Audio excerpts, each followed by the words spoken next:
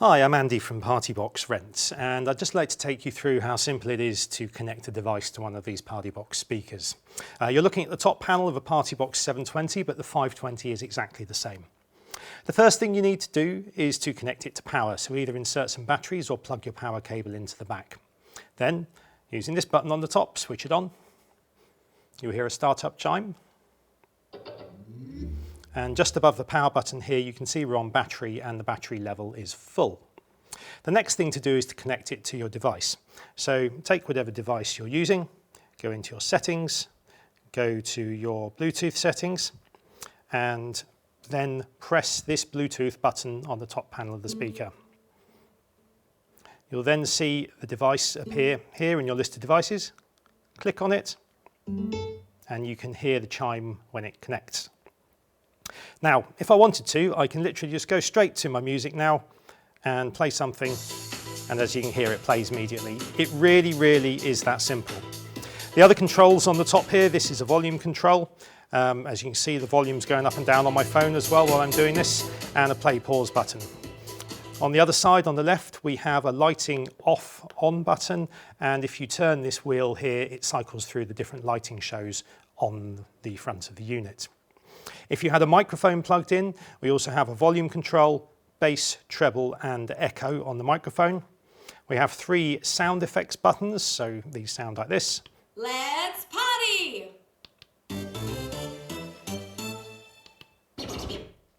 Now, if you want to, using the app, you can actually assign different sounds to those sample pads as well.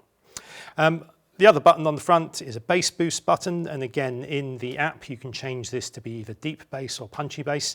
And then finally, this is the all-important Auracast button. So this button enables you to synchronize this PartyBox with other PartyBoxes and with all the lighting. Right, so you've seen how to connect a device to this. Let's now have a look at the application. So if we go into the application, which is called JBL PartyBox, which works on Android or iOS and tablet and phone, you'll see as it boots up, we've got a PartyBox 720 listed. It says tap to connect, so if I just press on it, it then connects to the PartyBox 720 and opens it when we press the arrow up there. So on here, we've got a couple of different things. We've got light control. This enables you to select the color you want to use or the show. So these are the shows at the top, or you can press random, which is my favorite. These white icons here actually control the different sections of the PartyBox lighting on the front of the unit. And then here we have a color selector. So you can go with some preset colors. You can go and choose your own colors as well. Or you can go into the left-hand side here, which is just a random light show. Going back to the unit itself, we also have what they call the Effect Lab. This works in portrait. So you have 5 different audio effects you can use to affect anything that's playing. And then you've got a bunch of different sound effects here as well. You can also see what's playing, as in where it's playing from, and you get some basic transport controls for that source as well. Going a bit further down here, if we go into top panel settings, we can change the sounds that are assigned to these 3 buttons here. We can change the light shows which are accessible from this. So basically if you turn half of these off, then you then turn this round, it would only cycle through the remaining half. Going a bit further down the list, whoops, pressed back too far. Going a bit further down the list, we also have an audio equalizer, so this just changes the character of the sound.